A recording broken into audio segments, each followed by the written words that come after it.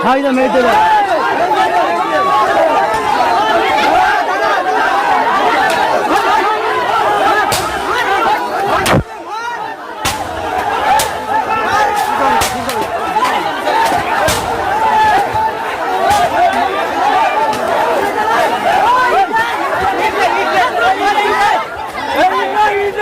মুহূর্তে উত্তপ্ত পরিস্থিতি ফুলবাড়ি এলাকা তৃণমূলের নেতৃত্বে একেবারে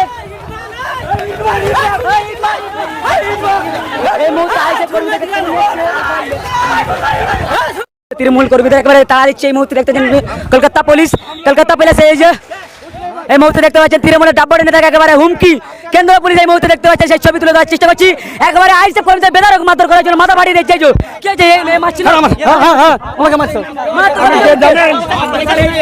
এই মুহূর্তে দেখতে পাচ্ছেন সেই ভাঙর উত্তপ্ত পরিস্থিতি একেবারে দেখতে পাচ্ছেন। বেঙ্গল পুলিশের উপরে কোনো ভরসা ছিল না। এই মুহূর্তে তেড়ে নিয়ে যাচ্ছে তৃণমূল কর্মীদেরকে, সেই ছবি তুলে দেওয়ার চেষ্টা করছি। কিছু জায়গায় উত্তপ্ত একেবারে মাঠ ভেঙে পালাচ্ছে তৃণমূল কর্মীদের, সেই ছবি তুলে দেওয়ার চেষ্টা করছি। এই মুহূর্তে দেখতে পাচ্ছেন সেই ছবি একেবারে তৃণমূলের ডাপড়ের নেতা এই মুহূর্তে দেখতে পাচ্ছেন। রাজ্য পুলিশ হচ্ছে চটি পুলিশে পরিণত হয়েছে।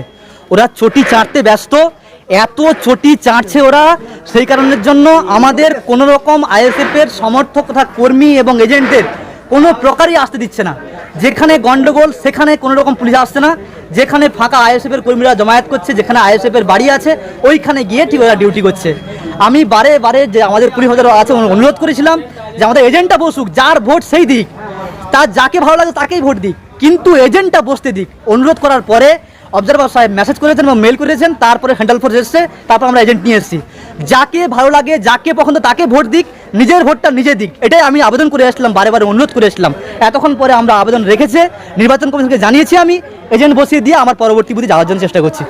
কি বলবেন এই যে এত দেরিতে এজেন্ট বসালো, ভোটাররা এসে দাঁড়িয়ে আছে, একাধিক মানুষ ভিড় এত, কি বলবেন? তারপরেও এই এজেন্ট এখনো বসতে পারেনি। আইএসএফ এর পক্ষ থেকে কিসের গাফিলতি বা কোন পুলিশের গাফিলতি? অ্যাকচুয়াল রাজ্য পুলিশের গাফিলতি। রাজ্য পুলিশ যদি আজকে দায়িত্ব নিত তাহলে হয়তো আর ভোট করাতে পারতাম না। শুনছিলাম ছাপ্পা হচ্ছিল, এরকম কিছু ঘটনা ঘটছিল। এজেন্ট তো নেই, স্বাভাবিক ছাপ্পা হতে কতক্ষণ লাগে। সেন্ট্রাল ফোর্সকে বারে বারে অভিযোগ করেছিলাম, সেই অভিযোগের ভিত্তিতে সেন্ট্রাল ফোর্স ব্যবস্থা নিয়েছে এবং সেন্ট্রাল ফোর্স এসে আমাদের কিন্তু অলরেডি এজেন্ট বসানোর ব্যবস্থা করিয়ে দিয়েছে। আমরা সেন্ট্রাল ফোর্সকে ধন্যবাদ জানাবো। সেই সঙ্গে সঙ্গে আমাদের যে অবজারভার সাহেব আছেন ওনাকে অসংখ্য ধন্যবাদ জানাবো।